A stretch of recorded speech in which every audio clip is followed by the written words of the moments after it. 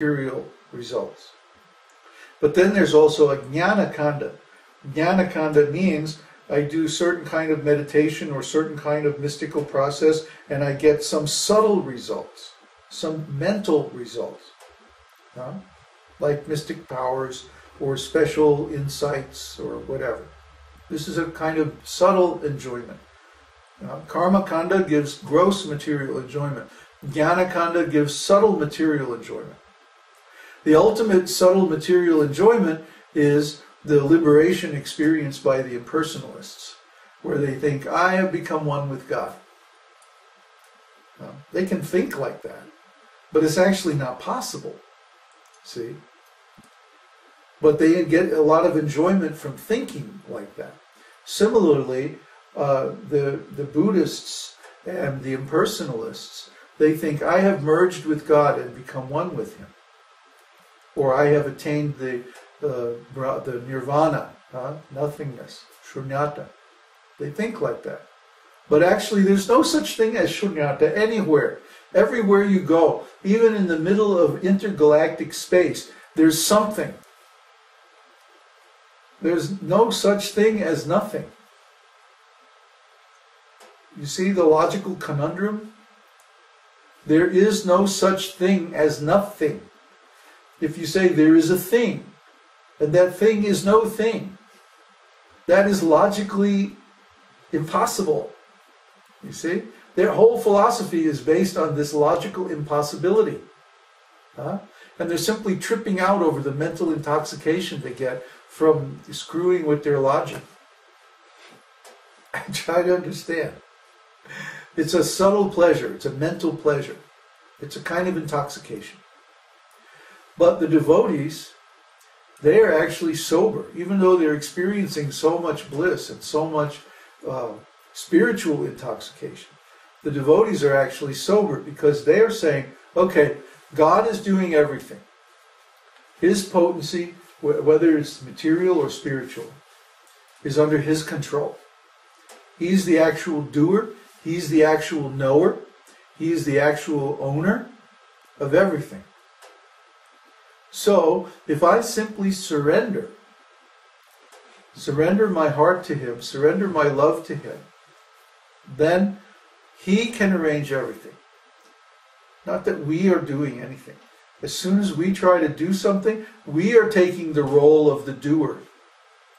As soon as we try to attain some result, then we become attached to the modes of material nature, and the modes of material nature are much stronger than we are, and so we become enmeshed in karmic cause and effect and lose our liberated position. So just try to understand, as soon as you have this desire to do, then you're not liberated. By definition. The urge to do, the urge to know, the urge to attain, the urge to have or make anything, whether subtle or gross, is part of the modes of material nature, and therefore one who is in that state of consciousness is not liberated. Follow? So, all we can do is make ourselves ready. All we can do is prepare ourselves. Krishna wants to give us liberation. He wants to give us divine love. He enjoys it when His devotees are successful. But we're going, no, Krishna, I don't want your divine love. I want to do this and know that and have this and control that and be the creator of this and that and the other thing. And He's going, okay, I'll wait. Where's my cows?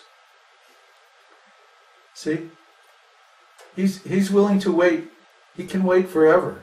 He's very patient. So in the meantime, we're caught up in this nonsense, material life. And we can only become liberated when Krishna sees that we are finally ready for Him. Then He gives us the gift of liberation. He's just waiting. He's just waiting for us to become qualified. That's the only thing we can do.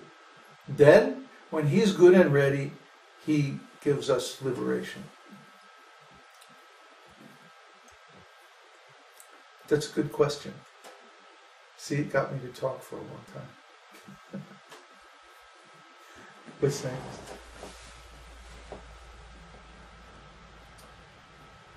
Oh, it's comments mostly.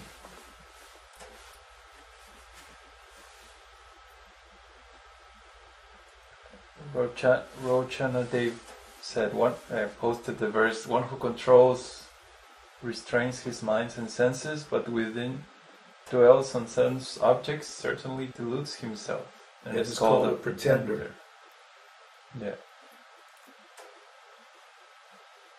Yeah, action can be subtle or gross.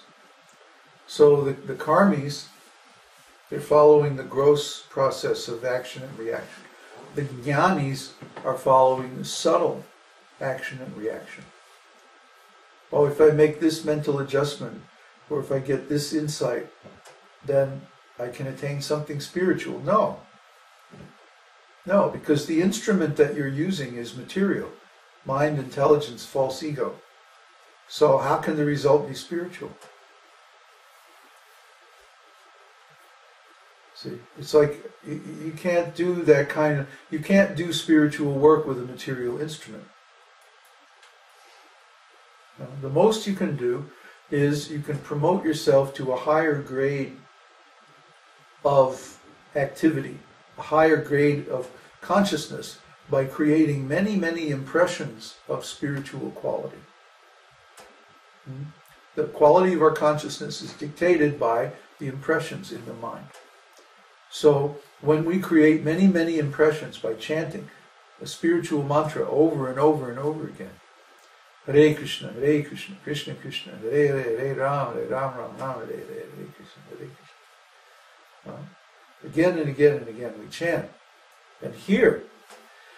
And by engaging the senses, multiple senses, chanting, hearing, touching the beads, thinking, dancing, thinking of Krishna with love while chanting like that, then many, many, many impressions of spiritual quality enter into the mind and they gradually purify it. And when the mind is completely purified, then Krishna will appear. That's the process. It's not, don't try to mix Buddhism or Jnana Yoga or impersonal philosophy with bhakti. It will lead you astray. Be very careful. That's it. That's it? No more questions? Uh-oh. No discussion about the house? I'm really surprised.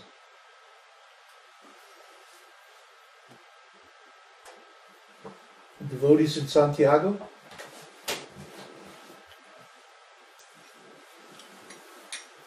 No?